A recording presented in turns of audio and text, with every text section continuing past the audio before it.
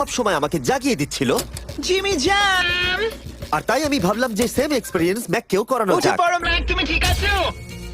ও ভাই তোমাকে দেখে তো মনে হচ্ছে তুমি এইমাত্র ট্রাকে ধাক্কা খেয়েছো। হ্যাঁ, আমারও তাই মনে হচ্ছে, ট্রাকে ধাক্কা মারলো। যদি আমি এখন ঠিকঠাক গেস করি যে আমি কতক্ষণ ভেতরে আছি, তাহলে সেটা হবে যত বেশি সময় ম্যাক এর ভেতরে থাকবে তত বেশি ও সময়ের হিসাব হারিয়ে ফেলবে। কতক্ষণ হতে পারে? 16 ঘন্টা নাকি? আর যেহেতু আমাদের চ্যানেলের ভিডিওগুলোতে খুবই সাসপেন্স থাকে, তাই এই চ্যালেঞ্জের বাকিটা তোমরাও জানতে পারবে না ও কতক্ষণ এর ভেতরে রয়েছে।